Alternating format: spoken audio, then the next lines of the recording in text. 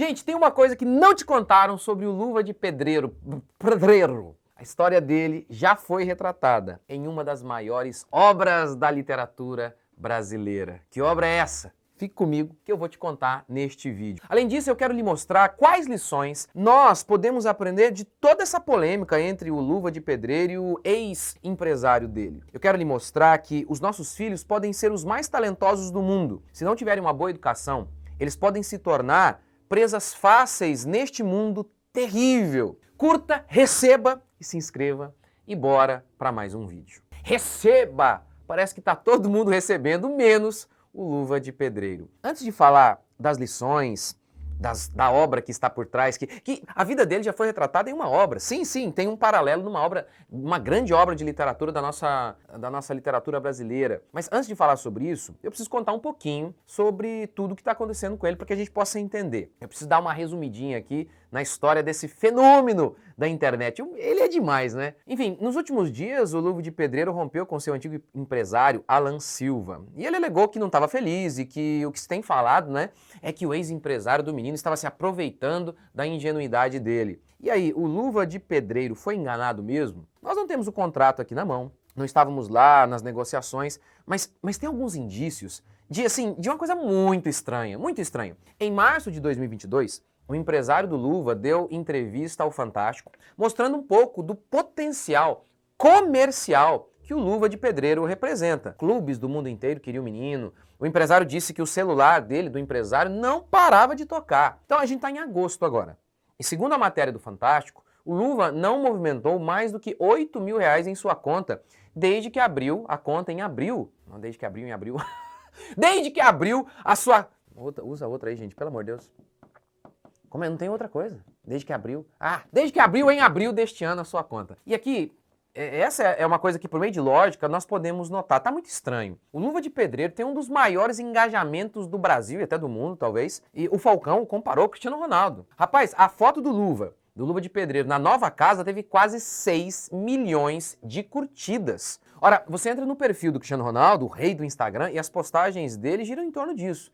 Realmente, o rapaz é um fenômeno. O engajamento significa visibilidade. Um monte de gente vendo o que ele está fazendo, o que atrai empresas que querem colocar a sua marca nessa vitrine, que é o Luva de Pedreiro. Então, assim, um rapaz com um alcance desse, ter movimentado só R$8 mil até agora, é um negócio que, né, não dá, né, gente? Então, desde o sucesso do menino, até ele trocar de empresário, o rapaz continuava morando naquela mesma casa simples e humilde. O ex-empresário veio com um papinho, né, de que estava vendo uma reforma. Reforma? O rapaz é um fenômeno, você fala em reforma, é um negócio que não dá. Tem umas coisas aí muito estranhas. O Falcão também revelou, o Falcão é o novo empresário dele, o Falcão revelou que no contrato entre o Luva de Pedreiro e o Alan dos Santos, só havia multa de quebra de contrato para um dos lados, para o Luva. Então, assim, um negócio completamente complicado, estranho. Mas falemos do Luva. Como que ele chegou a ser o que ele é? Primeiro, muita personalidade desse moleque. É impressionante. Ele conta que ele queria imitar os jogadores europeus, né, que usavam luva por conta do frio dos países de lá. Mas ele foi a uma casa de material de construção e, na sua simplicidade, comprou lá, né, uma luva. A luva que era de pedreiro, não era uma luva mesmo, daquelas que os jogadores de futebol da Europa usavam. Mas ele começou a usar e as pessoas começaram a tirar sarro dele. O que ele fez? Foi pra casa chorar, porque palavras machucam. Não. Ele incorporou a piada e fez dela a sua marca. Isso é demais. Meu, que menino, cara. Isso é uma lição pra essa criançada de hoje, essa molecada frouxa. Qualquer coisinha... Então, parabéns. Que moleque, e ele assim é de um carisma espetacular, né? Isso, e esse é o segundo ponto dele. O moleque é carisma puro, é um marqueteiro nato. Ou a gente podia dar outro nome pra isso, retórica, né? Receba esse bordão. Gente, o Falcão tava comentando sobre isso, dizendo, qualquer empresa pode usar isso, né? Qualquer empresa, não importa o setor, por isso que todas as empresas querem um menino. Então, e essa capacidade de se comunicar, mesmo com toda a sua limitação, sabe, de se identificar com os outros, o carisma, é espetacular esse menino, gente, é demais, ontem mesmo, né, para preparar esse vídeo, eu entrei lá no Instagram dele. Gente, não tem como não rir, não gostar do menino, o menino é demais, ele é demais. Mas e aí, a gente chega onde o Luva se enroscou. A falta de alfabetização, a falta de conhecimento. Olha, sendo por falta de oportunidade, de condição ou não, o fato é que sem o domínio básico do idioma, ele se viu em apuros. Por quê? Porque ele assinou um contrato lá que ele posteriormente veio a se arrepender. Estando o contrato certo ou não, ele se arrependeu e rompeu com o advogado. E tudo isso tem muito a ver com o fato de que ele não sabe ler. E aí a gente entra no que eu falei, que a história do Luva de Pedreiro já foi retratada numa grande obra da nossa literatura. Ao ouvir a história do Luva de Pedreiro, eu me lembrei Vidas Secas, de Graciliano Ramos, em que ele apresenta um personagem que estava preso por não saber falar direito. No livro Vidas Secas, Graciliano Ramos retrata a vida de uma família sertaneja que tinha como sina correr o mundo, andar para cima e para baixo, fugindo da seca que cobria o sertão nordestino. Tudo seco em redor, diz o narrador, que esse era o cenário em que se encontrava o personagem Fabiano, nosso paralelo aqui do Luva de Pedreiro. Fabiano, que era o pai da família. Além da luta pela sobrevivência, Fabiano trava uma batalha interior acerca de sua própria existência. Ora, vendo-se como homem, ora enxergando-se como bicho. Depois de tanto perambular, o homem de vocabulário pequeno, como diz o narrador, chega a uma casa abandonada, o que lhe traz um certo sentimento de humanidade.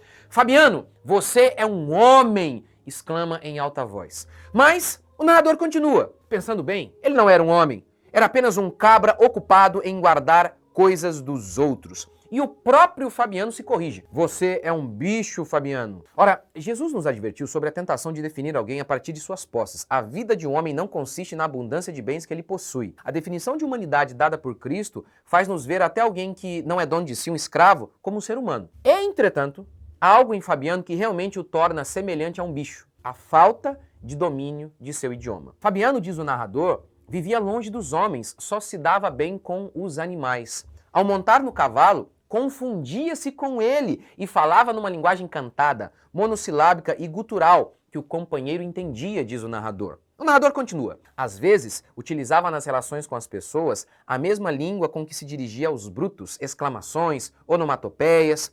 Na verdade, falava pouco. Admirava as palavras compridas e difíceis da gente da cidade. Tentava reproduzir algumas em vão, mas sabia que elas eram inúteis e talvez perigosas. Em outro momento, Fabiano é preso injustamente e pensa, era bruto sim, senhor, nunca havia aprendido, não sabia explicar-se, estava preso por isso. Como era? Então, mete-se um homem na cadeia porque ele não sabe falar direito. Note isso, gente. Olha o que ele está dizendo. Mete-se alguém na cadeia porque ele não sabe se expressar, porque ele não tem um domínio mínimo do idioma. Na cela, ele se depara com um bêbado que falava palavras sem sentido, como ele. E muitos identificam com o bêbado ali. Fabiano ficou irado com essa comparação.